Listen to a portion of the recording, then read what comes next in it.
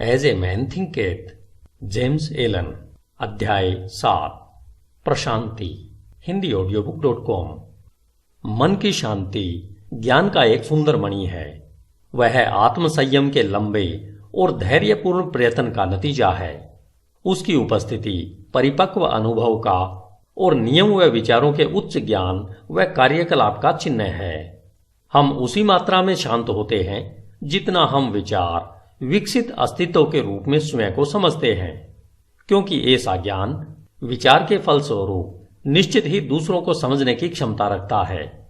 और जैसे हम सही समझ को विकसित करते हैं और कारण व प्रभाव के आधार पर आंतरिक भावनाओं व विचारों को अधिक स्पष्टता से समझते हैं, हम चीखते चिल्लाते नहीं और चिंतित व दुखी नहीं होते।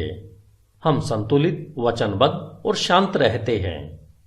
वे लोग जो शांत हैं, जिन्होंने स्वयं को नियंत्रित करना सीखा है, जानते हैं कि स्वयं को दूसरों के माफिक कैसे बनाया जाए, और ये दूसरे बदले में शांत लोगों की आध्यात्मिक सामर्थ्य का सम्मान करते हैं और यह सोचते हैं कि उससे सीख सकते हैं और उस पर भरोसा कर सकते हैं।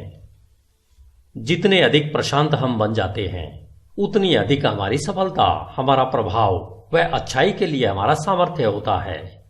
उदाहरण के लिए, साधारण सी बिक्री करने वाले लोग भी जैसे जैसे अपने आत्मनियंत्रण और समभाव को बढ़ा देंगे, उनकी व्यावसायिक प्रचुरता बढ़ती जाएगी, क्योंकि लोग ऐसे लोगों के साथ ही काम करना पसंद करेंगे जिनका व्यवहार अच्छा व स्थिर है।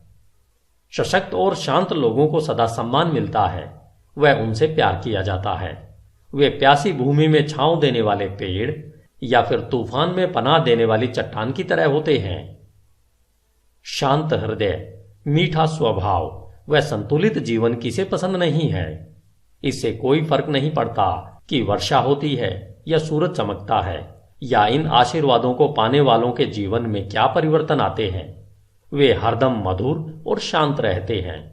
वह चरित्र की विशिष्टता, जिसे शांतता कहते हैं, संस्कृति का आखिरी सबक है। वह जीवन का फूलना है, आत्मा का फलना है।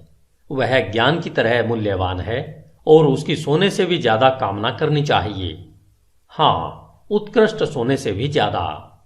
पैसे को पाने की चाह कितनी तुच्छ लगती है जब उसकी तुलना एक शांत जीवन, जो सत्य के सागर में लहरों के नीचे आंधी तूफान की पहुंच से परे शाश्वत शांति में बसता है। हम ऐसे कितने ही लोगों को जानते हैं जो अपने जीवन को अप्रिय बना लेते हैं, जो अपने विस्फोटक गुस्से के कारण वह सब जो मधुर और सुंदर है उसे तबाह कर देते हैं, जो अपने चरित्र की शिष्टता का नाश कर देते हैं और मनमुटाव पैदा कर देते हैं। यह एक प्रश्न है कि क्या बड़ी मात्रा में लोग अपने जीवन को तबाह नहीं करते हैं, और क्या वे नासमझी और आत्मनियंत्रण की कमी के कारण अपने जीवन की खुशियों को मार नहीं देते। हम अपने जीवन में ऐसे कितने कम लोगों से मिलते हैं जो शांत होते हैं, जिनमें अद्भुत शिष्टता होती है, जो कि एक परिपक्व चरित्र की विशेषता है। हाँ, अनियंत्रित गुस्से से मानवता आवेश में आती है, अनियंत्रित दुख से उत्तेजित हो जाती है, व्यग्रता और संयम से प्रभावित होती है। केवल वे ज्ञानी, जिनके विचार नियंत्रित व शुद्ध हैं, आत्मा की तेज हवाओं और तूफानों व हवा को काबू में ला सकते हैं। तूफान में डांवाडोल आत्मा, चाहे तुम कहीं भी क्यों न हो, चाहे किसी भी परिस्थितियों में क्यों न रहते हो, यह जानती है कि जीवन के समुद्र में पवित्रता के द्वीप मुस्कुरा रहे हैं और तुम्हारे आदर्शों का उजला किनारा तुम्हारे आने का इंतजार कर रहा है।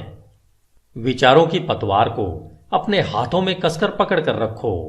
तुम्हारी आत्मा के जहाज में प्रबल स्वामी आराम करता है, वह केवल सोता है, उसे जगाओ। आत्मनियंत्रण सामर्थ्य है, सही विचार श्रेष्ठता है, शांतता शक्ति है। अपने हृदय से कहो, शांत रहो, स्थिर रहो। धन्यवाद। Hindi audio book.